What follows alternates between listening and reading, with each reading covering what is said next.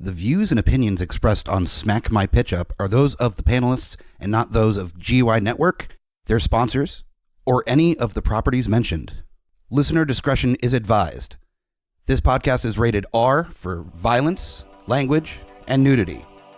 Well, it's a podcast, so you won't see the nudity. I just do it to make the guest uncomfortable.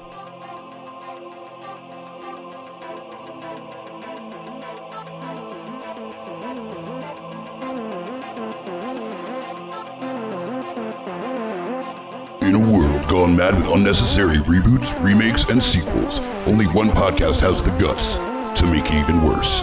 This is Smack My Pitch Up.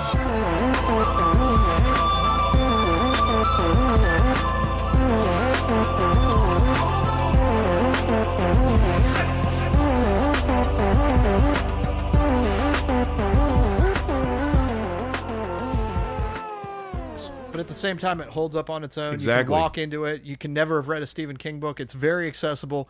Good little mystery for people to solve. Mm-hmm. Yeah, I'm gonna crush the other two when I get home tonight. There's only three. Only three have been released. Three so far. Yeah. Every Fucking bastards. Wednesday. Yeah. Yeah, I'm about halfway through the third one right now, so probably after you guys leave, I'll finish that up and then sit around and go, well, shit, I got 2 more days before the next one comes out. Yeah. What was I gonna say? So I wonder if there's going to be any reference to the original sheriff that got killed during the dog. You remember? Because he killed the original sheriff. I can never remember that sheriff's fucking name. Yeah, one of two. Yeah. The other guy. The other guy, yeah. Yeah.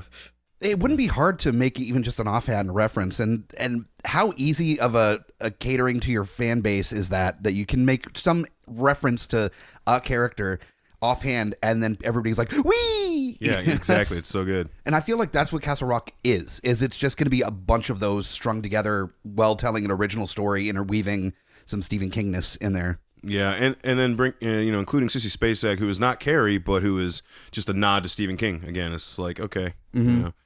yeah, it's all kinds of fun stuff. It's a good show, Well, and the tone is awesome, man. Yeah, we're owed this one after The Mist. Yeah, I didn't even watch that series. I watched like 2 episodes of it, and it didn't do anything for me. The gore is on point. The drama is not. Yeah. Oh, you mean the whole humanity losing its fucking mind and turning on each other thing? Yeah. That whole thing's not yet. Like the whole basis of that story. Exactly. Like what the real message is there. Yeah, that was lacking, huh? That Frank Darabont just fucking portrayed the shit out of in the goddamn movie. The movie's wonderful, so Right? there's no reason to turn it into a low-grade drama on TV. That was the hard part Seriously. with thinking of the pitches for this episode, is that I didn't want to just go with Frank Darabont. I mean, I'm not going to be mad at anybody that made that decision because, duh, that's a no-brainer for any kind of Stephen King adaptation. But I was like, no, I got to think of somebody else, and I came up with somebody I think is a solid choice. But speaking of which, welcome everyone to this episode of Smack My Pitch Up. Tonight we're going to do something slightly different than our normal Smack My Pitch Ups. We are talking about Stephen King books and stories from Stephen King that we would like to see adapted into film or even TV if we really wanted to. And we're not talking the ones that have been adapted previously, although I'm sure we'll make mention of those as we go along. We're talking about the stories that we've come to know and love from Stephen King over his long career, an expansive career. He's got so many stories, so many books that are out, that it's near impossible to consider all of them as something that could be adapted. And some of them probably shouldn't. He did a lot of cocaine. Yeah. At different points in his life. He did so much cocaine. So some of these aren't ones that would really translate too well to screen, but a lot are, and just haven't yet, because unfortunately there's almost a curse that hangs over Stephen King that it's few and far between that these adaptations end up being good. And so what we're going to do is show up Hollywood in the next hour on this episode of Smack My Pitch Up and come up with these great ideas for adaptations of Stephen King stories that have not been adapted yet. So welcome to the left of me. Joining me, there's 2 guests with me today to help me along this, and each one of us, and this is the difference than normal, each one of us is going to come up with a different adaptation, a different story from Stephen King that we're going to adapt with both funny and serious choices on who to play in the roles, and talk a little bit about what we would do different from the story or the general story of each adaptation. To my left, you know him, you love him, the sexual chocolate, Mr. Lowdown Brown MacGyver is here. What's up, guys? I had to have you on. Well, the 2 guests I had to have on because you were both present for, Lowdown, you were on both Stephen King? Yeah, and I hosted both of those. You did host both of those, Yeah. so it would be fucking stupid for me to not have you on this episode. I pushed for those so hard. Yeah, and when I mentioned this idea, you're like, "Oh yeah, done. Yeah, no problem." Yeah. Another that was not really one I had to twist an arm on. You were a guest on. Was it the We did books? Stephen King adaptations. Yeah, the books adaptations? one. Okay, so you're primed and ready to go for this. We're Absolutely. talking. Myke with a Y is here. That's just going to be your name now on this. I thing. like it. Okay. It's true. It's accurate. It is accurate. So I'm very excited about this, just to be able to talk about Stephen King for an hour. I mean, how much fun is that? So the basic way this goes, for those that are unfamiliar with Smack My Pitch Up, is that we'll each take a turn talking about the general overview of our story. And we'll talk about what it's adapted from, if it's got the same name, any kind of variances that we have to the storyline, give you kind of the basic gist of what the story is all about.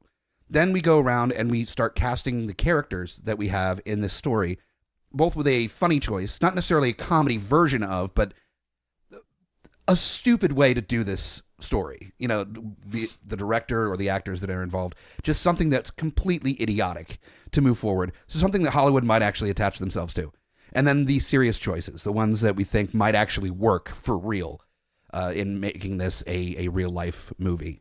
So I am Myke the Hobbit Bigot, host of Smack My Pitch Up and Geeks Under the Influence, founder of the Geeks Under the Influence network, and the general dad joker of the network, I guess, for the most part. Mm-hmm. Yeah. Yeah, no, that pretty much solely, I feel like. The bane of everyone's existence. Well, the bad part is that, like, when you're not doing it, the people that are doing it are just doing it better. That is true. Yeah, I make sure I go for the lowest brow dad jokes humanly possible. Yeah. So if you are interested in coming out and doing some trivia with me, we do that every first and third Monday at Fallout. And we also have some events coming up. August 19th is our Starship Troopers Geekified night. It's kind of anyone that's been to a Rocky Horror Picture Show screening where they're throwing rice at the screen and they're singing along and they're interacting and everything. It's kind of our take on that, but with Starship Troopers. So there's going to be scene reenactments, props, all sorts of craziness. August 19th from, what did I say, 7 to 10? I think it's 7 to 10. And it's free at Fallout. So check out GUIPodcast.com for information on that. We've also got our next Beautiful Disastrous B-Movie night at Strange Ways Brewing Company on August 16th from 6:30 to 9 is when that's going on. And we're debating between the theme being, we're like nailing it down as we speak. It's either going to be a Vigilante road trip or Odd Couple Vigilantes as the theme. And we'll give you more of that information here very soon at GUIPodcast.com. And now on to Stephen King. Yes. Did anybody actually cast Stephen King as any of the characters in theirs? Oh, you have to. You have to put him in somewhere. He's like played Hitchcock. Bachman, the Fixer, all kinds of characters. Oh, yeah. All kinds of mediums. I love when he guested on Sons of Anarchy. I'll take this lamp as payment. So fucking bizarre. But he's an odd duck. And, I mean, you kind of have to be to write the stories that he's written. Yeah, but again, he's like he's like Hitchcock. He pops up in all his movies. Yeah. Pretty much for the most part. Slightly bigger roles than Hitchcock had, because Hitchcock just liked to walk in the background. Yeah, in yeah, his fair stuff. enough. Where Stephen King occasionally will give himself not much line, like just a line or two. I don't know, usually. Creepshow had a lot. That's true. He was actually one of the characters, but that was in the height of his cocaine days too. So You could tell. He's fucking, Jordy Verrill. oh man, I bet Stephen King and George Romero did blow together. Like they probably And did. Savini. And oh yeah, definitely Savini. That's like a no-brainer Like there. that's 3 epic horror, getting just skied up out of their fucking mind. That's amazing. I would love to just have a recorder in that room. Probably listening to Judas Priest and just like hanging out doing blow. Oh, Yeah, man. Where's that movie? I just need 2 hours of them like yacked up and yelling at each other about horror. I bet in the documentary for Creepshow, there's probably some recordings in there where they had already done the blow and they were just a little too excited. Oh, probably. But I haven't watched that yet. Have you? It's a release. It's a Creepshow No, I'll have to documentary. catch this. Yeah. It's too bad. I did just recently learn that there was to be another Stephen King and George Romero collaboration in the mid-2000s, but it fell apart due to the untimely demise of Mr. Romero with The Girl Who Loved Tom Gordon. Mm. Well, Romero only died last year. Yeah, I guess it was a product in development. Okay. Well, I know he had health problems previous to that, so if it was something before, it might have been because of health issues that they stopped production on it. There were a number of things that Romero was looking to adapt that either were in development hell or just never reached full fruition. He was supposed to be doing something with the creator of Rocky Horror Picture Show called Diamond Dead, where this rock band dies and then comes back and has to steal the souls of their crowd. And it goes around just like basically massacring giant crowds of people that come out to their shows. Never got made. It makes me sad. But Me too. The world is lacking for not having that film. yes, absolutely. Totally is. But what we are lacking currently is talking about Stephen King. I can go about Romero all day long. And anybody interested in that, check out the Smash Talk I did on George Romero. You'll get plenty there. But we got to talk about Stephen King. Who wants to go first with their plot overview for their adaptation? Sure, I'll start. Okay, Myke? I picked a Stephen King book that's brand spanking new and hasn't had a chance for anyone to botch its execution just yet. Okay. And I think the perfect way to do it would be to do the thing that like nobody's tried to do with a Stephen King thing yet.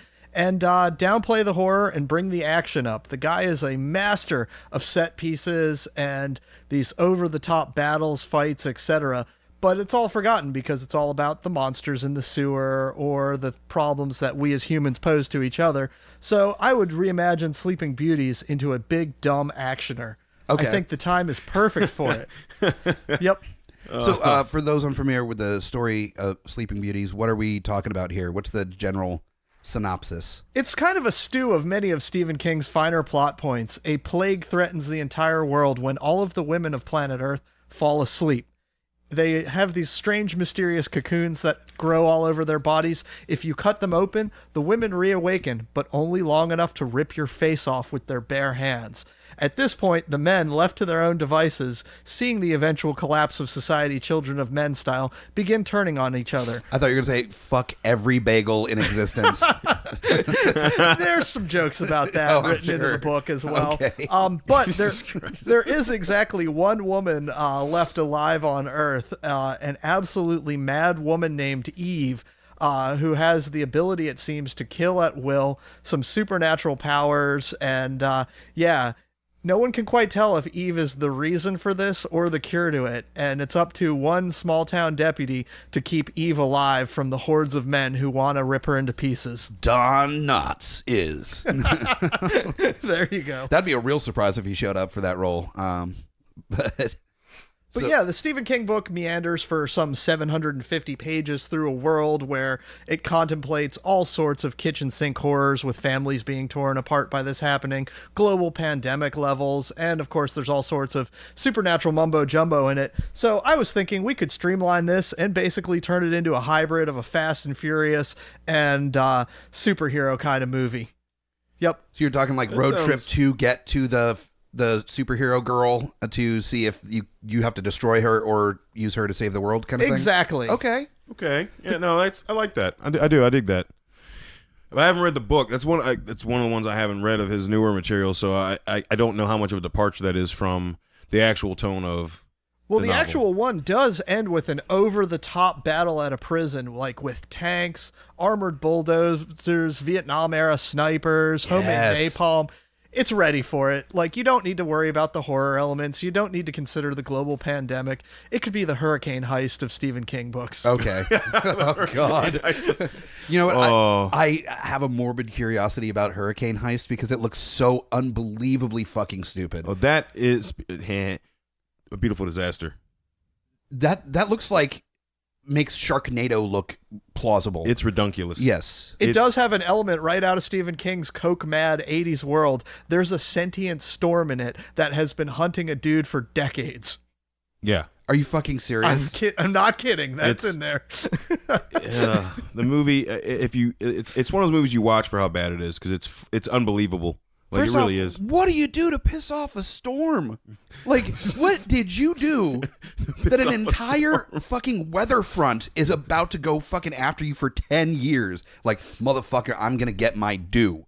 Like, The storm was trying to destroy a tractor, and the guys prevented the tractor from being blown away. Oh, that's some bullshit. That is, God damn it. So he was like, I really wanted to fuck up that tractor. That's really, that was my main modus operandi, was getting that fucking tractor. To the point where 10 years later, still pissed off about the tractor. Yep. All right. Well, I mean, so yeah, if you can do better than Hurricane Heist, I think you've got something there with Sleeping Beauties. Now, Lowdown, do you want to go next with yours? Sure. Okay. I picked the Talisman. Okay. The novel was actually a collaboration between him and Peter Straub, but I don't know, man. Like, I've read Straub separately, and obviously I've read a shit ton of Stephen King, and it still just feels like a King book to me. I don't know how much of it was Straub, but like I think he might have had more to do with just the expanse of it, because it is a horror fantasy, and it's not like the Dark Tower kind of horror. It is a slightly different type of landscape. So I think he really might have came into play there more so, because some of the characters are straight up Stephen King. Like, they're just fucked up and twisted and like. But there's also more almost fantasy elements that come into play during the Talisman, a little bit more than what I've understood the Gunslinger, and that's what I'm saying. Like the vast landscape and the overall switching between worlds is, I think, a lot more where he came into play. Because so basically what you've got is I want them to do a damn good adaptation into a screenplay of the book. I don't want the tone to be different. I want a horror fantasy, because that's what that story is. I don't want to see it done differently. Okay. Young Jack Sawyer, who in the book is 12, him and his mother moved to this basically deserted hotel on the East Coast. It's in New Hampshire, I believe, and the father died, so the family packed up and moved.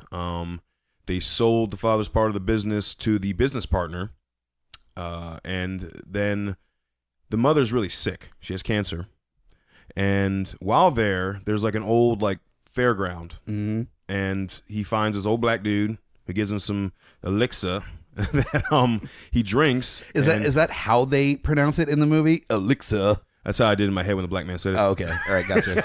But anyway, so he drinks it and he transports into the territories, is what the other world's called, but it's basically a parallel universe to a reality to ours.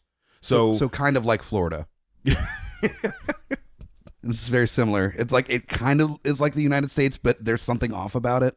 It's not quite right. The fucking humidity. The humidity is one. Goddamn mosquitoes that'll fucking murder you. Floridians is the other thing. Yeah. Well, I mean, they're all old. They're gonna die soon. Everyone goes to Florida to die. Pretty much, yeah. I mean, things like all the retirees, like, I'm going to Florida in a retirement home. Or just drink themselves to death in Key West or some of the other party cities. Miami. But in the territories, you have what's called your twinner, which is an alternate version of you.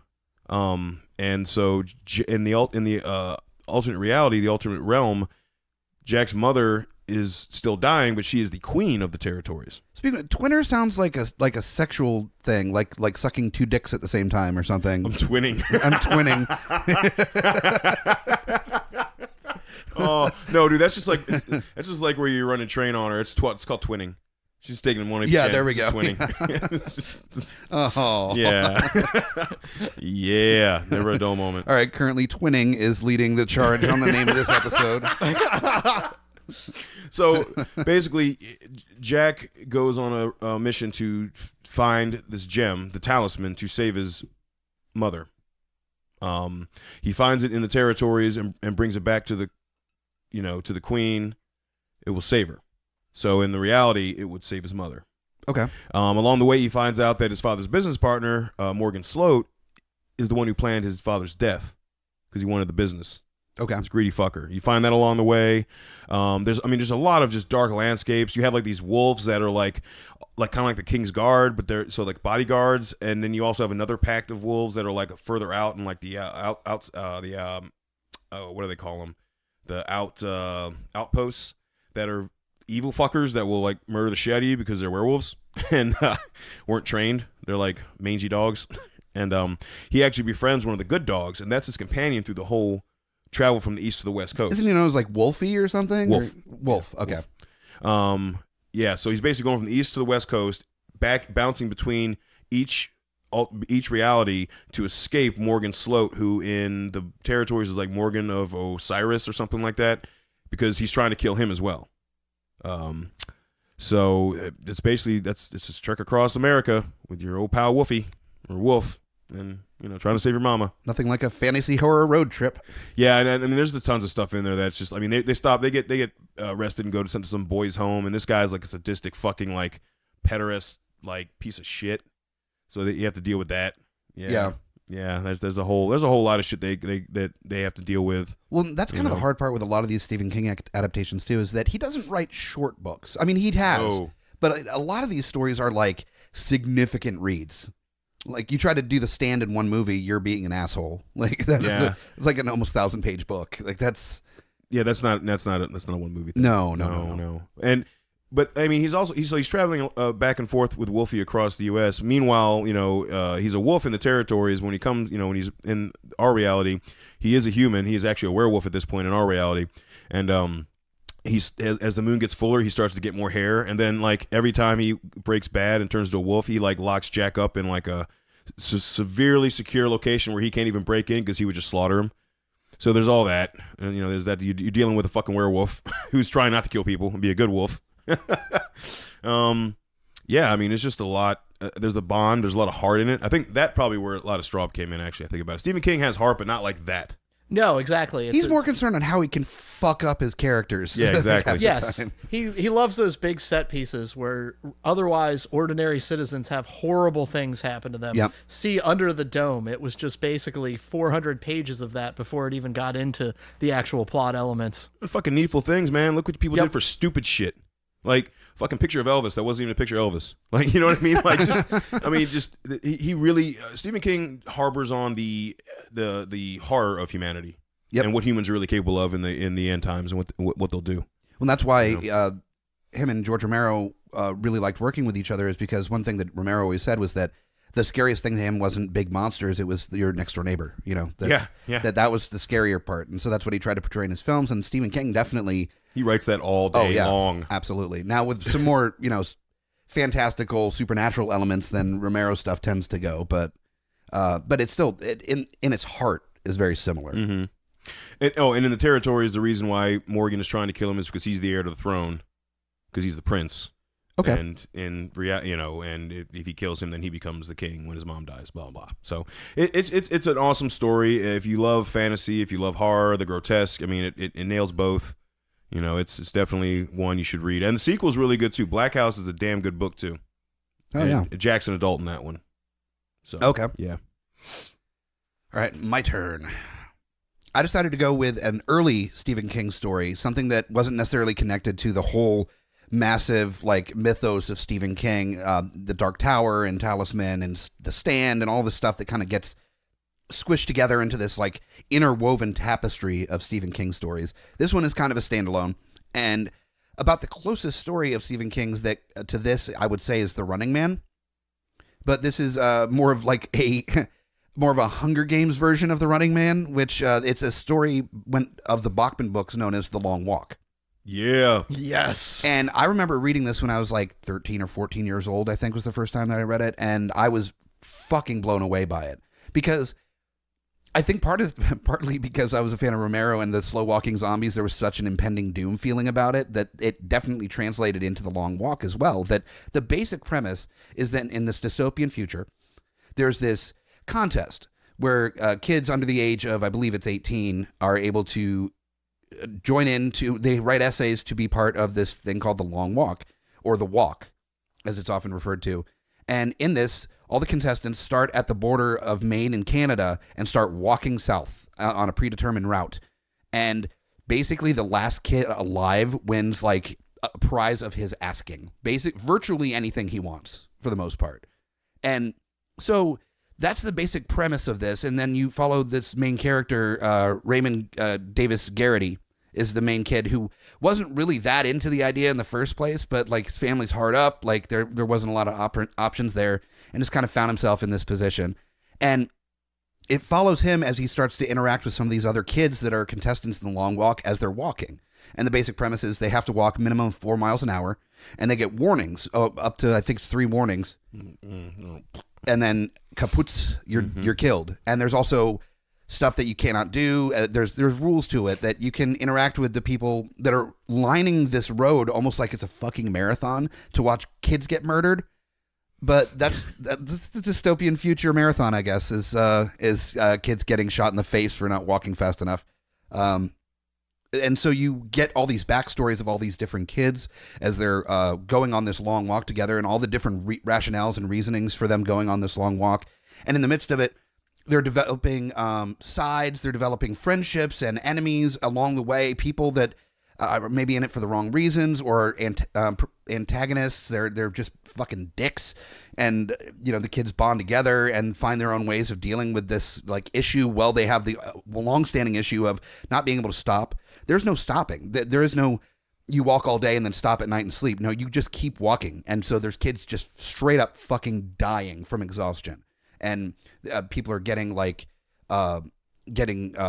pneumonia. And and as this is happening, they're trying to drag their friends along, minimum of 4 miles an hour. And some of them are just deciding to die with their friends as they go down. I mean, it gets fucking gruesome by the end of this story. And you're rooting for the main character because that's who you're seeing the story through, but there are also very good kids that are in the story that you're just seeing get put down one by one. You're it's not like he's the best kid there. No, he's just one of many that are part of this whole hoorah. And it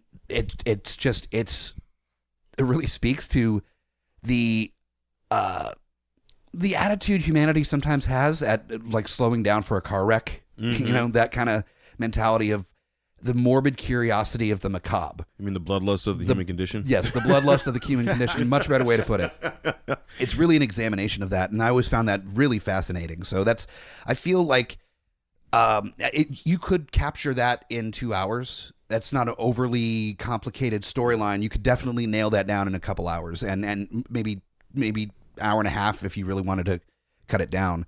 And still really get the spirit of the film. So that's what I went with, is The Long Walk. I do want to add in to that. I that was actually my first, and I was like, oh, because that's always a story that stood out to me, like among all of the shit tons that I love that he's written. Like, oh, of course, even it, as dark as that is, and involving kids, like that still stands out to me when he's written it. Like, I don't know, you're right. It's a fucked up story. It's a horrible premise. Oh, yeah. But like the reason they're doing the walk is because at the end they get whatever they want. Literally, whatever they want. The winner. And much like The Running Man, I mean, there's a lot of fucking poor people. There's a lot of people hard up in bad places. Yeah. One of the kids, he's like a young adult at this point, I guess late teens, has a kid.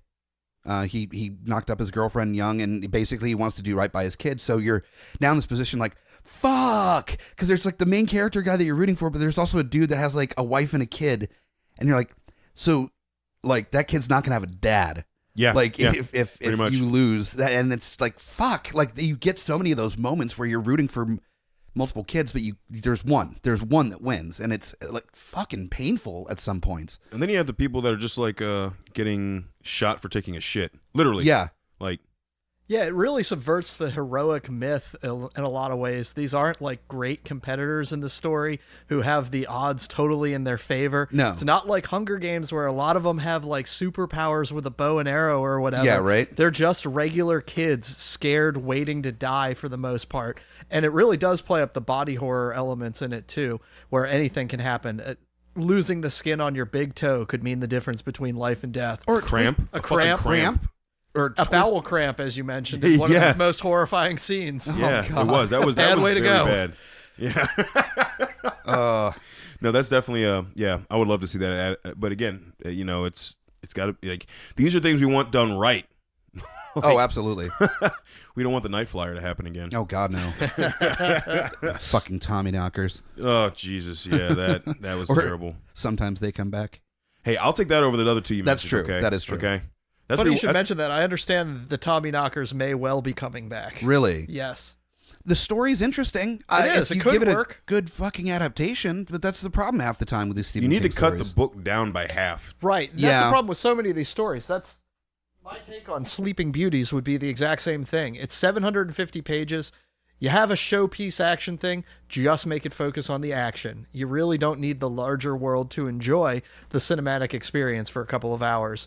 And I think that's why like so many of his short stories and novellas have found such great success. The ones that have been adapted into some of the best things out there, Shawshank Redemption, Stand By The Me. Body, exactly. Yeah, The Body. Yeah. it's more economical, and that's why The Long Walk would be just such a great one to translate to that. I think it's something. It's very approachable as a film adaptation. But I agree.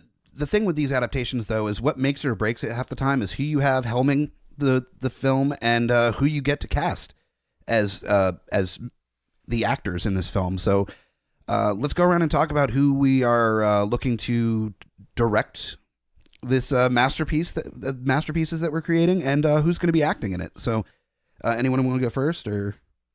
I'll start with mine. Since Okay. I'm focused on the action, there's exactly one man whose Fast and Furious action can come to the table for this. God damn it. The best Fast and Furious director, Justin Lin. Okay. The OG Fast and Furious 5, some of the best ones in the series, and least insulting ones. He's the one that he also did Star Trek Beyond as well, correct? Yes. Okay. Yes, he did. All right. Yes. Which was actually a fun movie. Yeah. People didn't give it any credit. No, I enjoyed it. I enjoyed it. I enjoyed did. the shit out of it. It was a little much with the motorcycle. The motorcycle was a bit much. It's like, all right, that was fun. you're really trying to work that Fast and the Furious bullshit in here. aren't you? Exactly. Like That was fun. Well, it's one of the only Stephen King books that isn't Christine that has vehicles flying through the air, so okay. it works. All right, fair enough. I can just see the argument with Lynn and the producers of Star Trek Beyond be like, look, he had a motorcycle in the first fucking movie. He's having a fucking motorcycle in this movie. There's only so much I can do without a motorcycle. Yeah, no shit. Straight up argument. Yeah, right. Fast and the motherfucking Furious. Give me a goddamn motorcycle. So, okay, so let's just run down individually like our whole list, because since we're not doing the same characters necessarily, it's probably better just to kind of do the run through. So do you have like a funny and serious choices for these, or? Mostly, yeah, since it would be funny and dumb, I think the two are perfectly combined, twinning together, if you will. Okay, nice. And that Eve needs sort of an it girl presence, but also somebody who's able to commit to the role. So I was thinking either a Gal Gadot for like the physicality of it would be wonderful. Okay. Or the unhinged Margot Robbie version of Harley Quinn that everybody loved Jesus. for the first 10 minutes of the movie before Suicide Squad went to hell. I wasn't mad at her portraying Harley Quinn. I didn't like the way Harley Quinn was portrayed. And I think there's a separation there. Yeah, because she was going off the writing. Yeah, I mean, there's Yeah. only so much you can do with they are like, this is what you look like. And you went, okay. Yeah, And exactly. that you're wearing a daddy collar, really? You know, yeah. Yeah. You'd But- probably like that character better, though, if she were able to, like, vomit butterflies onto people that, like, made their skin disintegrate and could snap her fingers and throw people around the room. So I think it would work for that kind of film. Yeah, sure. Yeah. Okay. Yeah, okay. That's a little more in the well, butterfly is not quite poison ivy, but So are we Yeah. running down the serious or the mock?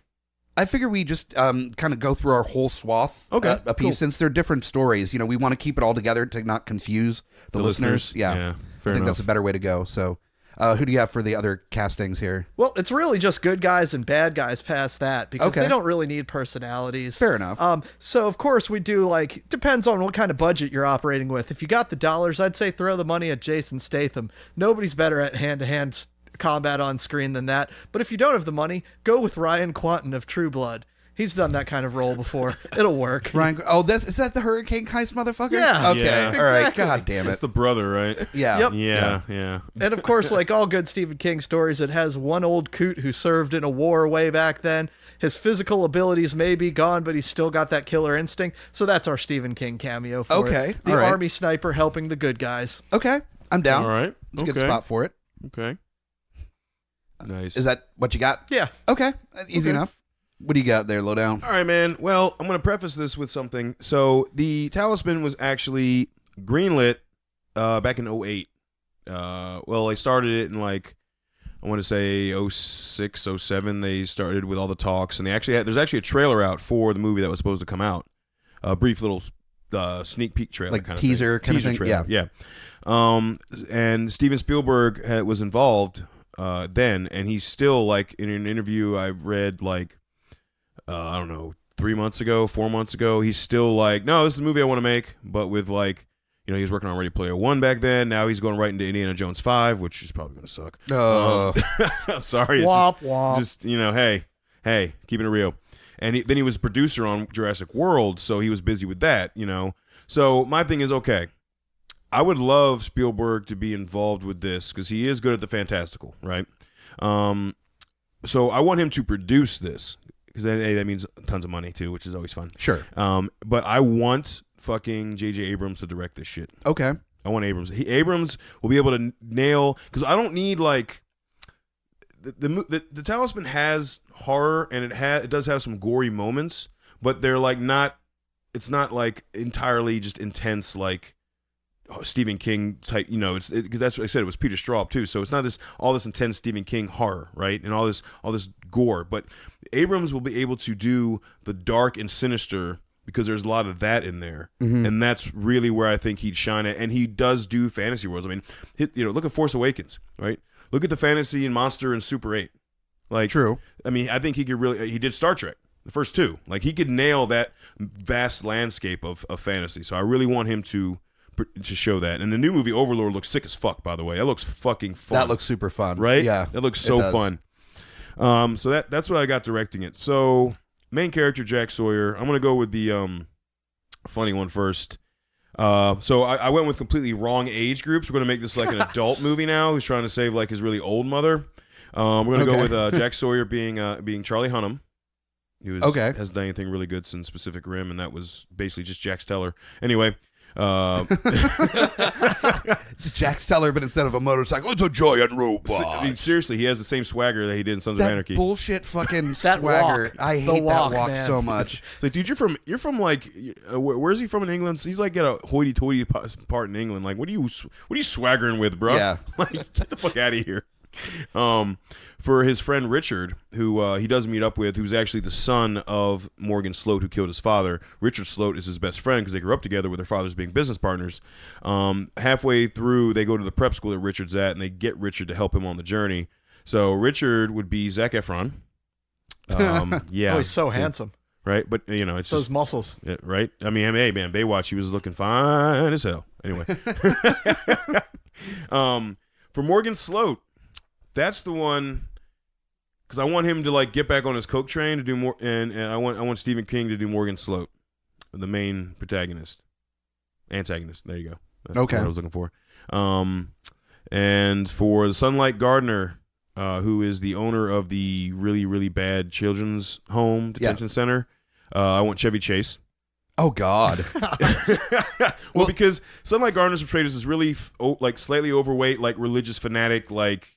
He wears all white suit with white shoes and a white hat. Like, he's like on the verge of being a psychotic person kind of thing. Well, and Chevy Chase has done so much like method preparation to play a creep, both like in previous roles and in life, that I think he'd be able to nail that pretty well. Exactly. Yeah. So I'm like, Chevy Chase. Yeah, great. For Wolf, just because there was he was one, Benicio del Toro would be the worst casting for that ever, because he would just be like mumble talking the entire time. And if you've read The Talisman, Wolfie is very, very he's got very childish English, but he's very loud and abrasive. So, yeah, you need a booming voice. Exactly. Yeah. So he would be horrible for that. And for the father, who's these next two characters are kind of throwaway in both the serious and the fun one. Sure. Because the mother is in bed the whole movie. You rarely see her, right? So the mother, I picked Katie Seagal, because she doesn't need to really be using any makeup to look sick. Yeah. She's kind of rough and old looking now. And then for the father, Philip Sawyer, who you would only see in flashbacks because he's not in the book at all, he's dead, would be Ron Perlman. Okay. All right. Anytime you can cast Ron Perlman, I'm usually on board. I mean, and then it's Ron Perlman and Katie Seagal. It's like, again, it's like half of fucking Sons of Anarchy right there. Like, got Charlie Hunnam. Unfortunately, you're probably going to get stuck with Kurt Sutter's writing somewhere in there, and a cover sung by Katie Seagal. So yeah, got to take the good with the bad. Oh, yeah, I wasn't doing a mock writing, director or anything like that. No, Kurt Sutter needs a leash. That's why Bastard Executioner fucking blew. So for serious, now these are who I want to cast. The actual choices. Yeah, I said, in the book, Jack Sawyer is 12. I'm giving a little leniency where you can make him 14 or 15. He's still a kid who's trying to save his mother, right? I don't care. Until you're like in your 20, you still have a slight kid mentality. I did when I was 18. I'm not gonna lie. I wasn't thinking like an adult. No, God, no. So I want to pick Noah Schnapp, who was, for those of you who knows, Will Byers from Stranger Things. Okay, all right. Because Jack Sawyer starts out, and through the book, he is very, very much like timid. Mm-hmm. And even with the age, Will Schnapp, I think, is 14 right now, but he's still smaller. So I think he'd really nail that part. Okay. For Wolf, I would like Ryan Hurst because Okay. the hair's there, man, and like he's loud, booming, and he's fun. Because Wolf is fun in the book too when he's not like getting ready to turn into a werewolf. Yeah. Yeah, and then he gets to rip people apart. There's a whole scene where he just murders the shit out of everybody in the children's. That's how they escape the children's. And Ryan thing. Hurst would be known from. It's Opie, Sons of Yeah, Anarchy. yeah. I'm saying for the. listeners. Yeah. Man, seriously. All right, I was yelling at you, listeners. There are some people that may not be familiar enough with the name of the guy that played Opie. I know. I'm just picking. I'm gonna fuck with you guys like I fuck with everyone else on the panel. Okay. So a lot. Yeah, Yeah, seriously. yeah. So if you don't know him, he's currently newest thing he was on was Bates Motel and the Outsiders, where he played he was a family member in this show about Mountain Clan, basically. Yep. But his older stuff originally was Sons of Anarchy, and he was in Remember the Titans. Have you seen that?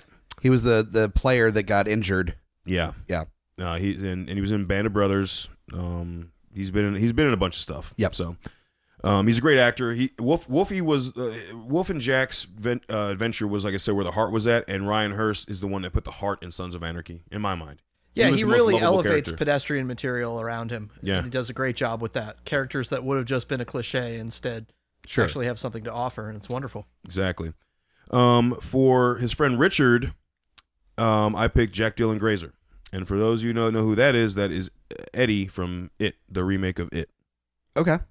And he's also coming out in Shazam, which he looks badass in. It's going to be a fun movie. Hell yeah. Yeah. For Morgan Sloat, I picked David Koechner. I think he'd be a good Sloat. He's balding. He can get really red. Oh, right. Okay. He can get really red in the face. He's kind of portly, and that's the description of Morgan Sloat. Like, there's times when they talk about how angry Morgan is that his face looks like a beet, and I'm like, oh yeah, that's Koechner all the way. And if you take the David Koechner character from Cheap Thrills, where he's sinister and fucking sadistic, right in that movie, all day. I feel like, for me, I feel like Cheap Thrills is a spiritual sequel to Anchorman. Because it's like, let's say it's the same character that this is like years later, where he's amassed a decent amount of money, but he's also been just so hard into drugs for the longest time that he's become like this sociopath that just doesn't have any real feeling about humanity. And just, by the way, if you have not seen Cheap Thrills, I highly suggest checking it out. So fun. Last I saw it was still on Amazon Prime, though I'm not sure if that's the case anymore or not. Yeah, I don't know. I bought it. I saw it once and bought it. I don't It's give a fuck. fucking amazing. It's a wonderful riff on the sort of the most dangerous game theme of Kind what of. can you get people to do for money. Yes, absolutely. It's so good. And yeah, oh man, yeah, So I good. thoroughly suggest it. I'm we're going with obviously a mock cast because whatever. So I've tend to choose Alive or Dead because I'm going with I think the perfect cast would be. For the Robert Sunlight Gardner, who I mentioned previously was Chevy Chase, fucking Michael Parks. God damn it. He would. You take Michael Parks from Red State and put him in that character, he would crush the fuck out of that. That is exactly what Sunlight Gardner was like in the book. Yeah, that was the preacher in Red State, and he was also the crazed, like, lunatic, like, weird dude in Tusk. Doctor / millionaire / whatever the fuck he was. Yeah. And he was also the sheriff in Kill Bill, and he was the sheriff in Dust Till Dawn that got shot at the beginning. Oh, okay. Yeah, he was the. Tarantino used him like a lot too. Yeah. For the mother, again, these are coming to where some throwaway characters. The mother and the father, again, still. I was thinking of when she gets better at the end, and she's got to stand up as the queen and as the mom. Charlize Theron, because, I could watch that girl all day. Yeah, you just wanted to cast her so you could look at her. You damn right. So one movie she like shit in, and she was meant to, and that was Monster. Okay. Yep. And that's like one of the few times she got naked too. I know, right? I was like, no. I'll still take it. Whatever. I just want to stare at your face. For the father, and this is because he can do heart, and they're going to have some flashback scenes to Jack's memory. Fucking Sam Rockwell. Oh yeah, another actor that just needs to be cast in everything. Because when it comes to heart, he can crush heart, dude. Like that man, like, it's his voice, his face, everything. Like it just melts when he gets soulful. Mm-hmm. Like the way back. Some of those moments. Oh in my that, god, that's right? a super underrated movie. Right? I thoroughly enjoyed that movie. Talk about all the heart he had in that movie. And also just watching Steve Carell play a fucking jackass, and not like the playful like, oh you jackass, more like fuck you, you piece of shit, fuck you. and Jackass. Yeah. And I say this because he's the same casting for both fun and serious iterations of this cast. For Smokey, who was the black man that gave Jack his elixir, fucking Samuel L. Jackson. Because of course. Either way, he's either going to play it straight or he's going to play it fucking like Black Snake Moon style, where he's fucking hokey as shit. And either way, fun. Exactly. Yeah. And I know this one's a little bit longer because these are the main characters.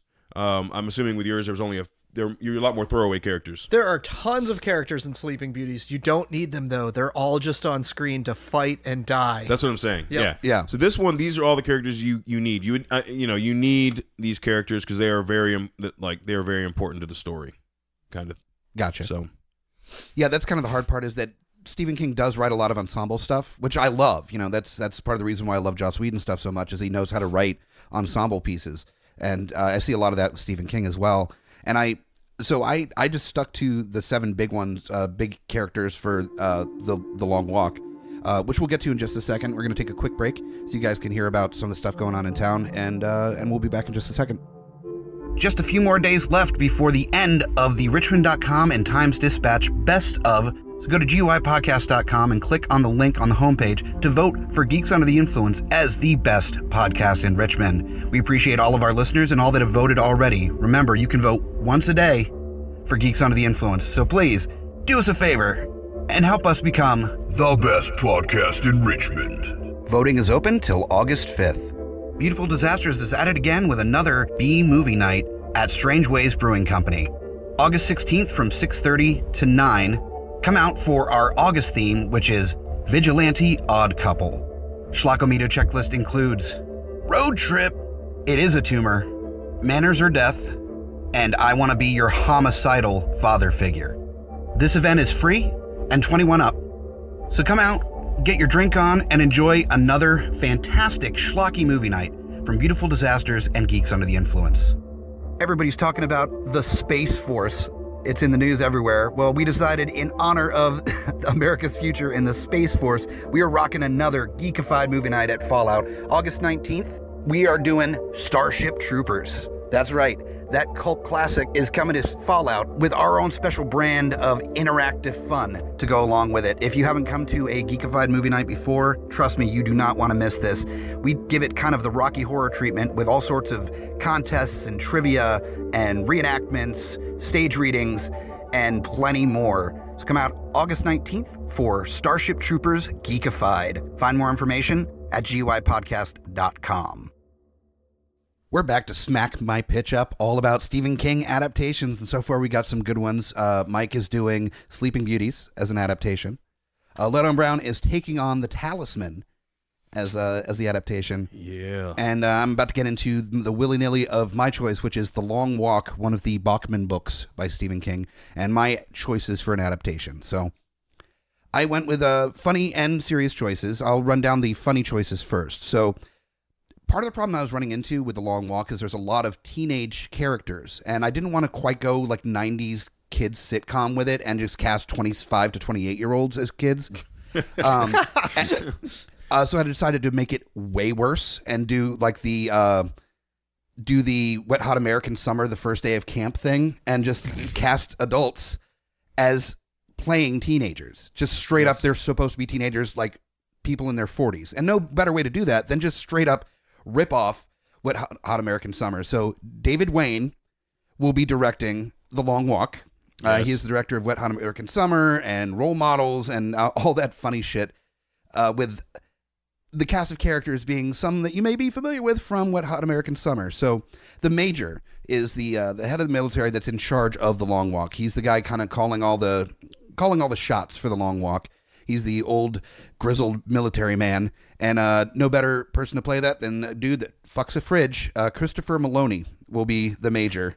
As in that character? Character. Yes! But it's not just fridges anymore. It's also like the sides of control panels and tanks and anything else. Yes! Get his grips on. Yes! Oh, he's so good. The main character, Raymond Davis Garrity, I initially wanted Paul Rudd to play, but I kind of like him playing the dick, much like Wet Hot American Summer, where he's the self-important dude. So I decided to go with Michael Ian Black as the main character there. So I think he's going to be able to play the more like kind of soft spoken, like nice guy with a little bit of tude in there. Yeah. So I think that's a good choice. The Stebbins is one of the main characters in The Long Walk. Comes out later on in the book, spoilers, that Stebbins is the illegitimate child of the Major, who in this case is Christopher Maloney. So I was trying to think who would be the best choice for Stebbins in the book. Is this kind of like a little bit chubby, kind of shorter kid, not one that you would really consider to be a real contender for this, wearing like sweatpants and with like prepackaged peanut butter and jellies, I think, if I remember correctly. So I wanted somebody that had that kind of non-athletic feel, and the best choice, also from Wet Hot American Summer, is motherfucking David Hyde Pierce as Stebbins. Yeah, okay. The indoor kids. The indoor kids. Yes, exactly. The main antagonist, Gary Barkovich, is this shit-talking kid that was just basically freaking out all the other kids on the Long Walk about how he's going to dance on their graves, and just a piece of shit. That also leads to one of the kids being killed because he's trying to fight this dude.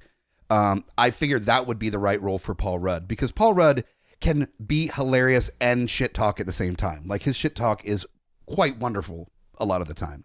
I agree. Yes. Yeah, he nailed it in that movie. He's been too friendly in recent films. Yeah, I like it when he plays the dick because you're still kind of rooting for him when he's the dick. Well, you remember when he played the Scarface character in Reno 911? Oh, God. He was a coke dealer. He wore the white suit and everything. It was so fucking good. Fuck yes. See, I want to see Paul Rudd as the bad guy. I think he would just have so much fun with it. Scram, that's the older kid that's married and has a kid and stuff. So you wanted somebody that's kind of dad-bodish a little bit, and just has that kind of like dorky dad kind of tone to him. And I figured Ken Marino would knock that out of the park. All right. If you're unfamiliar with him from Wet Hot American Summer, he was also the stepdad in Role Models, the one that just didn't understand why his kid played like LARPing and shit. He just has that kind of like pseudo jockey, like probably has a small TV in the garage next to his fridge full of beer, kind of like dad kind of attitude about things. Then there's McVeris, which is the kid that ends up becoming the closest to Garrity. Ends up being kind of his closest friend along the Long Walk. It's a kid that has a scar on his face.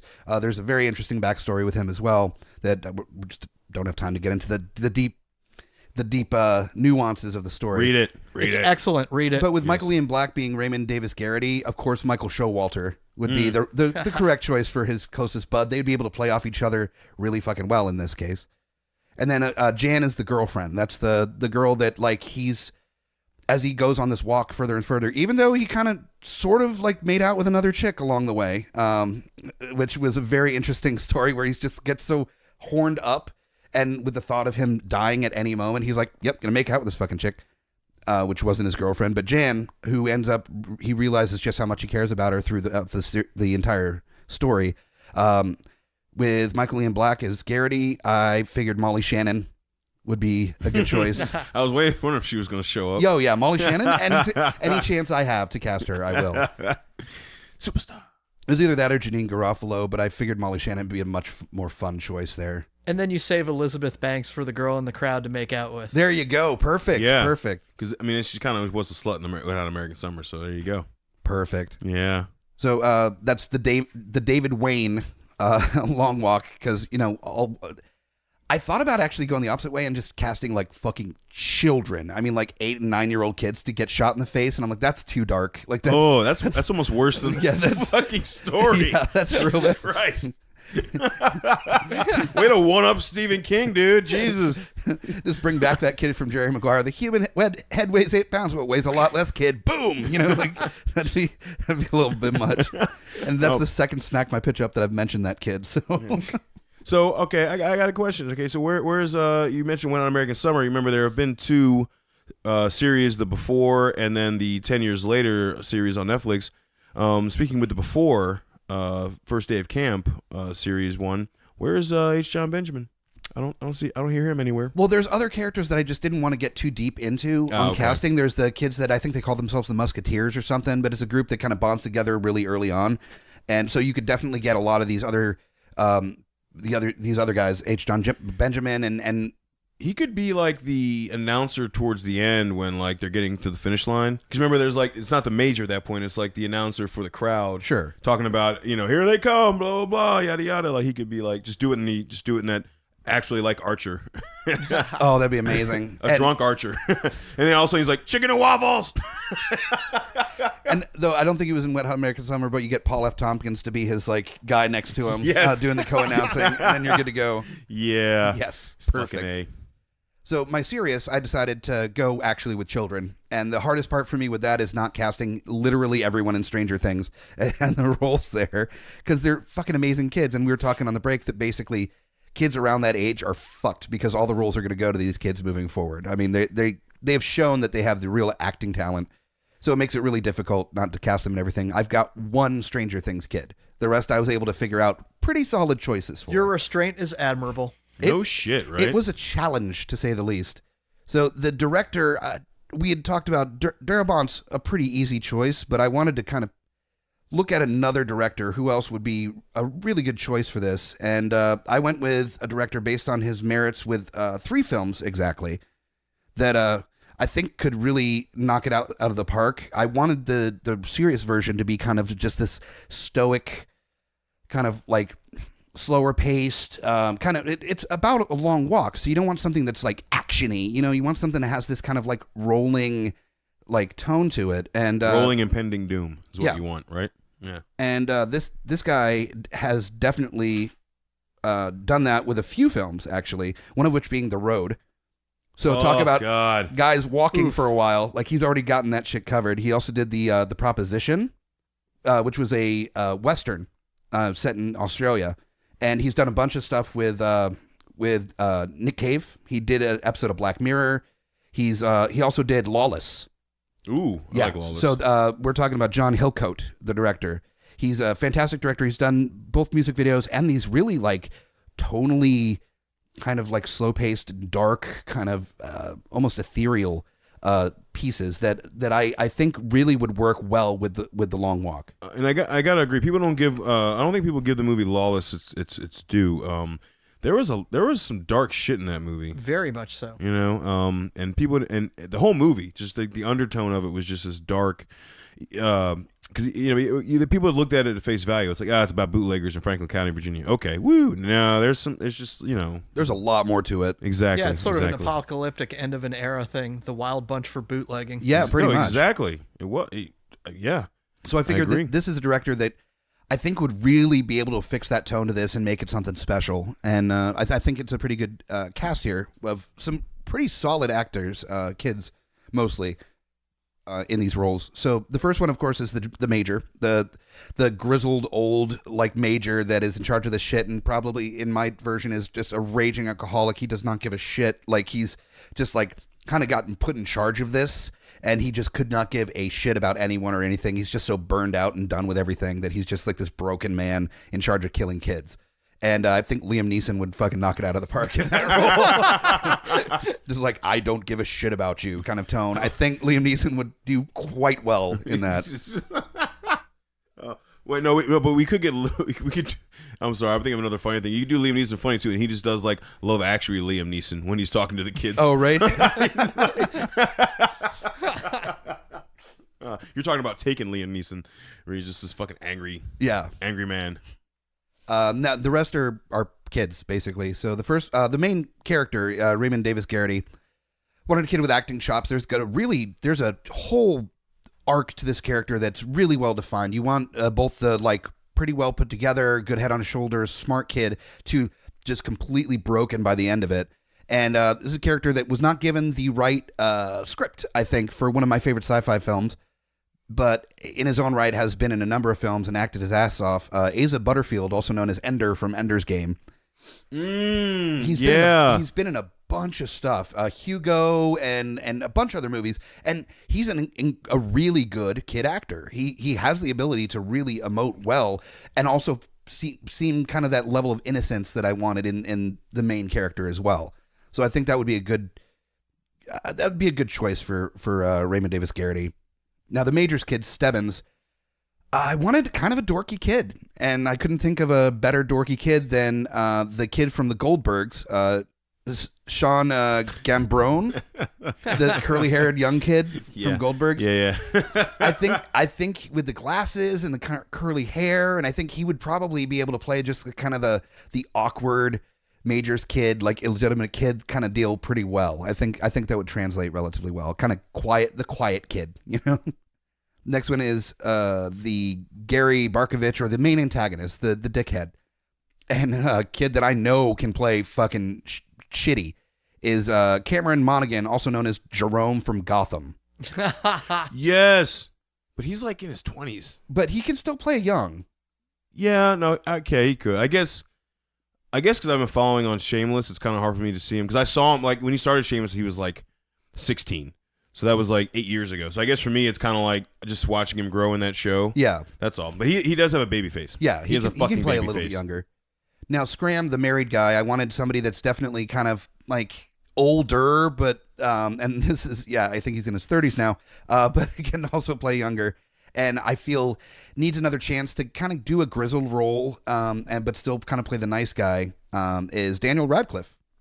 Okay. Get him in there. I think he would have some fun with the role of like the young adult type dude that knocked up his girlfriend, and he's actually kind of stoked about it, even though it's not the right time. And you can play him like dealing with all the trials and tribulations and horrors of things, but still genuinely down to his bones as a good dude. Yeah. So I think he'd be able to pull that off.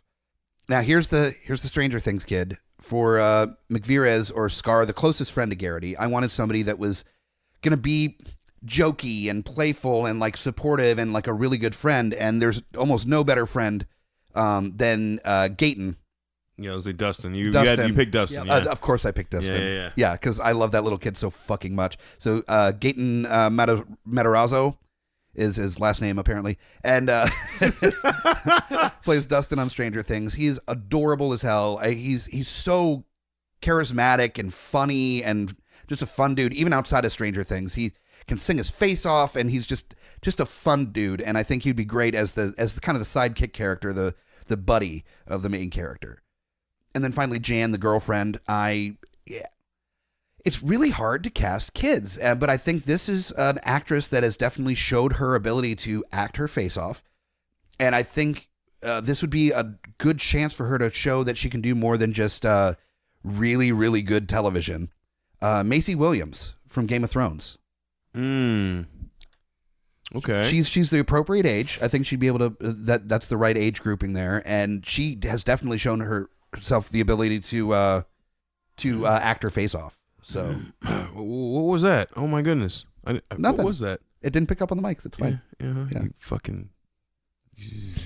But no, I think that's a good call. How old is she now? She's right around 18 or 19, but that's close enough that she can shave off a couple years for the role. No, but I meant like, I mean, I'm trying to think like back when Game of Thrones started. Jesus. Yeah, again, little kid back when it started. Yeah, right. Years back. It's weird when you follow. That's what I was saying with the actor who played Jerome in Gotham. Like when I've been following, like I've been watching Shameless since season 1, and like these, they literally just they're going into their 9th season. So I'm like looking at some of these actors. I'm like, damn, I've watched them through their childhood career. Yeah, because that's when they got big. That was the main brunt of their work that got them where they are now. Is Game of Thrones, and with him, it's Shameless. Yep. He came in he did come in on Gotham at the beginning, but there was a lag without him there, and they brought him back. So, yeah. And then not only that, they also brought him back for an alternate twin character. They loved him so much. Like, no, we want you to keep doing what you do, bro. Yeah, just right. Keep doing what you do. Keep on going. Did you stopped watching Gotham, right? Yes, I did. Okay. Yep. Have you? I'm not all the way caught up. But you I got intend into to it watch late, it, and right? I'm enjoying it quite a bit. Okay. It got to where Fish Mooney came back, and I'm like, I hate this character so goddamn much. She's gone again. So you're good. Okay, cool. That's cool. All right. Sorry, I'll just have to suffer through. I liked Fish. Oh, fuck. I hated dude. Fish Mooney. Talk about overacting. Jada Pinkett Smith overacted like a motherfucker. And here's the thing. I've seen her act well. I know she's capable of it. We've all seen Man of Society, right? Yeah. Yep. Oh, God, yeah. Fucking killed it in that. Absolutely. She was just Jada Pinkett then, though. Yeah. She wasn't married to Will Smith. Maybe she took some cues from Will Smith and was like, oh, I can't act. Yeah. Damn it. All right, so now we're done with our casting choices and our directors and our ideas for the adaptations of what we're doing. So now, quickly before we do our in a world. We're going to talk about some of the other Stephen King stories that we'd love to adapt. So anybody got some ideas? We're just going to kind of just lightning round it, just come up with a few. Lowdown. The Stand? Can I get The Stand? Sure. Please, can I get The Stand? Yeah. Can I get, like, what was supposed to happen? Like, 3 fucking movies of The Stand? Can I get that? God damn it. Well, if we want, let's not go down cast list because we definitely don't have the time No, for that. no, But no. if you have an idea for maybe your director on who you'd want to do The Stand. Honestly, it was supposed to be Ben Affleck, and I'm fucking okay with that because everything he's directed has been fucking baller as shit. Yeah. Everything he has directed, right? Look at The Town, fucking Argo, right? Like, I mean, the man has directed good fucking movies. Like, I'll give him that. I'd give him The Stand. And that would also be a true test because it's away from his wheelhouse. He's got to deal with post-apocalyptic and we're starting over. Yeah. I can see that's when he makes the phone call to Kevin Smith. He's like, dude, I know we haven't been talking in a while, but you like this nerd shit. What should I do? Totally true. But I mean, when I read that, I'm like, okay, like, as I've seen what he can do for directing, and I'm like, I'm in if you're trying to do this because I think you know what you need to do. You know what I mean? All right, I want to see A Very Tight Place, which is one of the short stories from Just After Sunset. Something not a lot of people realize about Stephen King. The guy has a great sense of humor, and some of his short stories are really where he lets that shine, and something like Quitters, Inc. from the 80s, which was made into a wonderful piece of an anthology. Yep. And I think this could work as a wonderful spoof of survival films. The plot follows a man who's locked in a porta-john and knows he's ultimately going to have to swim through a lagoon of poo to get out. And it's kind of like you could easily riff on something like 127 hours while doing this. And there's only 2 men on Earth who can pull off that level of gross out, Tim and Eric. Hell yeah. And well, I will say though that you can't call it A Very Tight Place. You would have to call it Poo Lagoon. Like you would have to. The creature from the Poo Lagoon. Writing that down as an option for the title. Yes. Oh, it's so good. The one that I had talked about on the break that I really think it's well overdue for an adaptation was a story that started out as a children's story for his kid, I believe. And then he decided to actually adapt it into a full book, is The Eyes of the Dragon. Yes. Which is like kind of a medieval, kind of like Dark Ages, kind of dragons story that he developed about basically like a royal family and the terrible things that go on. And the kid ends up being locked in a tower forever, I think, for the longest time. It's also a tie to the Dark Tower world. It is. Features pretty much his greatest character ever. Yeah. What, Flag? Yeah. Yeah. Absolutely. Dude, Flag is the ultimate villain across like any of the epic Stephen King stories. Yeah, definitely. It's his thing. He's had different names and different stories, but ultimately, like, it's supposed to be the same character. Well, Walter O'Dim is his OG name, and Flag is his name in The Stand. Yeah. Yeah. So, yeah, I think Eyes of the Dragon. And as far as casting goes, I mean, I would probably just cast everybody from Game of Thrones. That would be the easy take there. I mean, seriously, dude, go with it. Fuck it. They're great actors. And as far as like medieval, like fantastical fantasy, I mean, it's a pretty safe bet with Peter Jackson. Like he'd it's definitely a smaller film than he's used to in that element. Like I was gonna say far smaller. Can we get Peter Jackson from like when he did like just the original Lord of the Rings trilogy? Can we not get Hobbit Peter Jackson where he actually, tries to stretch I'm going to recant that. I think actually because it's a more nuanced and smaller story, Guillermo is the better choice. Ooh, yeah. Ooh, I think I think he would be a better fucking Guillermo. Yeah, Guillermo would fucking kill it. Give me him on a Stephen King adaptation. All fucking A, dude. Hell yeah, that would be awesome.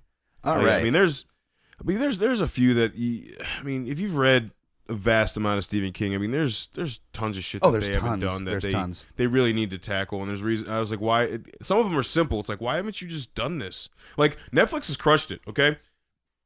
2 in a year. All right. We got 1922, which is a story that, again, yeah, you could easily make that into a movie, but I never thought they would. And they made a slow burner fucking epic out of that. That movie was fucking terrifying when it needed to be terrifying, and it was funny when it needed to be funny. It was goddamn awesome. And Gerald's Game, I can't think of a better way to adapt that book than the way they did it. That's a hard adaptation, too. I thought it was an unfilmable novel. Yeah. Apparently not. They fucking stuck the landing. They crushed it. Like, fucking loved it. Both of those were awesome. So you can't tell me that everything of his can be adapted. If you adapt Gerald's Game, you can adapt anything by Stephen King. Fair. It's just that simple.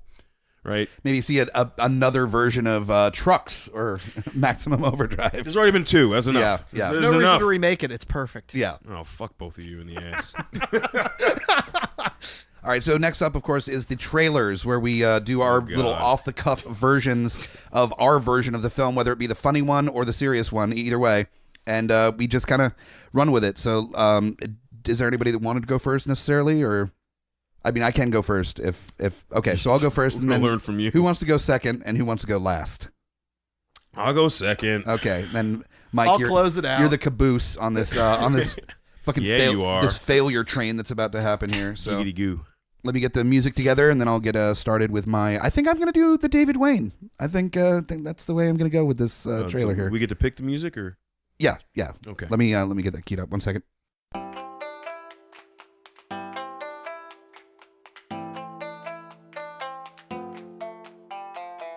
Raymond Davis Garrity had a hard time finding friends until one day his mom signs him up for a little trip down south. This summer, the long walk, threatened with murder, Raymond Davis Garrity meets Stebbins, Gary, Scram, McVeras, and a whole slew of other kids on a walk through history. This summer, the long walk. So that was terrible. My version. So Lowdown, you're going to be fine. Whatever you end up doing is going to be better than. I doubt it. I seriously doubt it. Okay. Well, we will see here in just a second. Let me get your music together. Are you ready to go? Mm-hmm. What would you do if your world got turned upside down? Completely erased everything you knew, just to find there was a whole other world that you belonged to. This Christmas,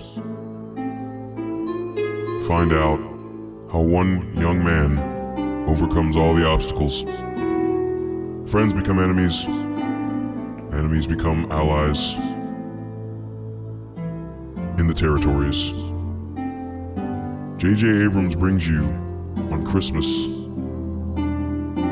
The Talisman, starring Noah Schnapp, Ryan Hurst, and Jack Dylan Grazer.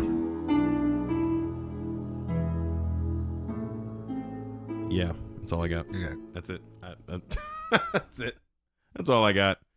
I was trying to think of things like I got nothing. That wasn't bad. It sounded like you weren't even interested in seeing the movie, though. I know. I was like, well, the music. I this- was trying to keep it like in the pace with the music and exactly. stuff. Yeah. I was like, You just needed to do that like Harry Potter whimsy, like this Christmas. yeah. Where it's like almost borderline sexual predator, you know, like. It's, But there's like, a line right there. on that I would line. totally be a sexual predator. It's like there's a line. I'm not going to cross it. Not with that. Not at all. All right. Let me get Mike's choice of Dude, music you up here.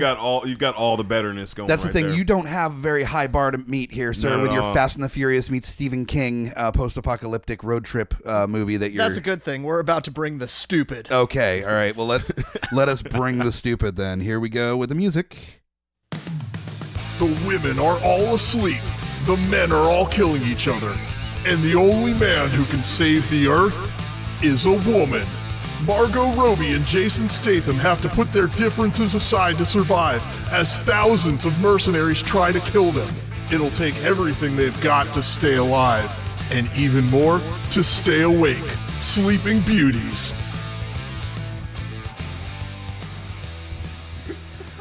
Motherfucker. You killed it, right? That was fucking good. That was fucking good, man. I am angry with you. That was good. No, bravo, sir.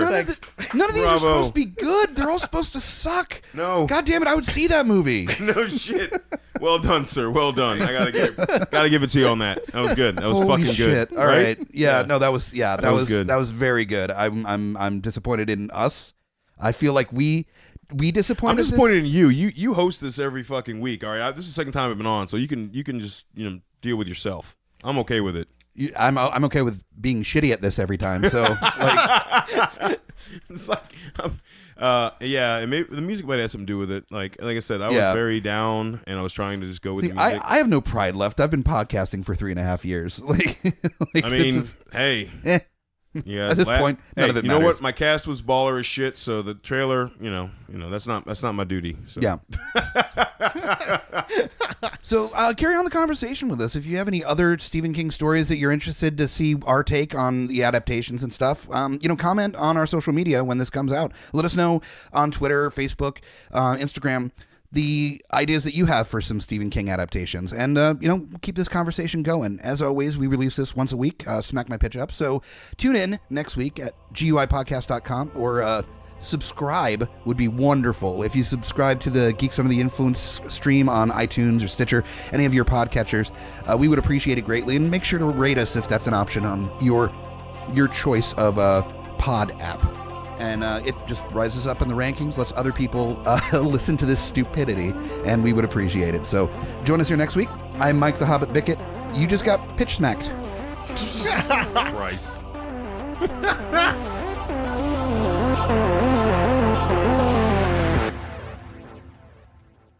GUIPodcast.com.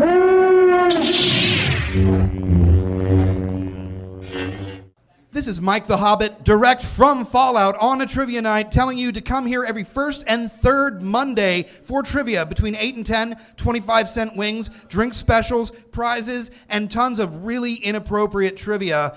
It's a lot of fun. Do you guys agree? Definitely come out and enjoy trivia every first and third Monday at Fallout.